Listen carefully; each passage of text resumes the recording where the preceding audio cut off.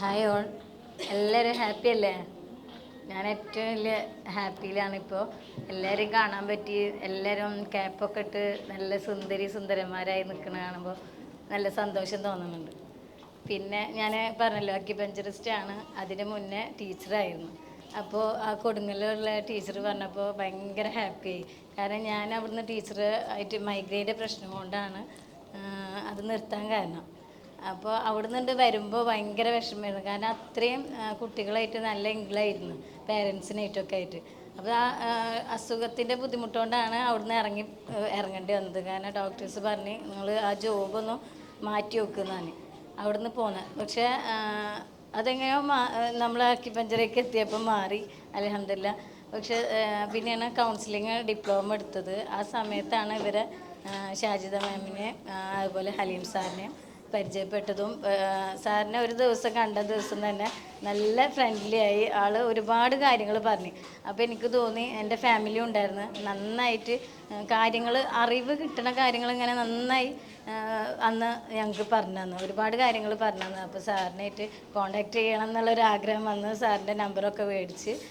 പിന്നെ ഷാജിദ മാമും അന്ന് ഫ്രണ്ട് തന്നെയായിരുന്നു. അപ്പോൾ അങ്ങനെ ആയിട്ട് കോണ്ടാക്റ്റ് ആയിട്ടാണ് ഇതിൽ ജോയിൻ ചെയ്യാൻ കാരണം.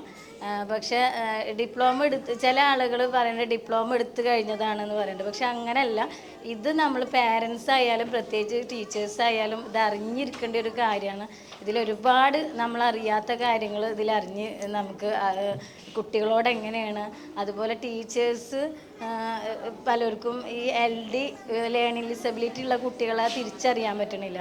അപ്പോൾ അതുകൊണ്ട് ഒരുപാട് കുട്ടികളെ അടിക്കുന്നുണ്ട്. നിങ്ങൾ ഇന്നലെ പറഞ്ഞു തന്നതല്ലേ, അല്ലെങ്കിൽ ഇപ്പോൾ പറഞ്ഞു തന്നതല്ലേ, അവർക്കൊരിക്കലും അത് തിരിച്ച് ഒരുപക്ഷെ ABCD അവർ നല്ല ഭംഗിയിൽ തിരിച്ചെഴുതും. അത് നമുക്ക് ചിലപ്പോൾ പറ്റില്ല. ഇത് നല്ല ഭംഗിയിൽ അവർ തിരിച്ചെഴുതുമ്പോൾ അവർ പറയും എന്താണ് ഇത് ഞാൻ പഠിപ്പിച്ച് തന്നതല്ലേ.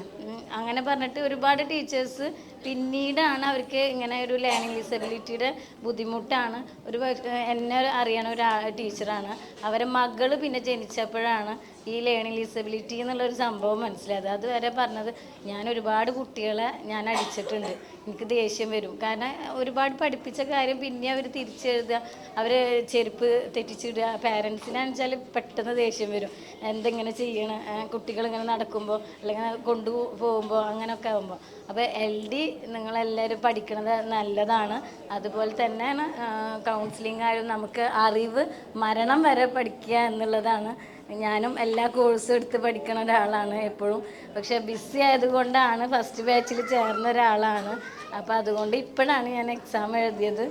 അൽഹംദുലില്ലാ, ഞാൻ ഇതുവരെ കാണാൻ പറ്റിയതിലൊക്കെ സന്തോഷം. ഓക്കെ, എല്ലാവർക്കും താങ്ക്സ്.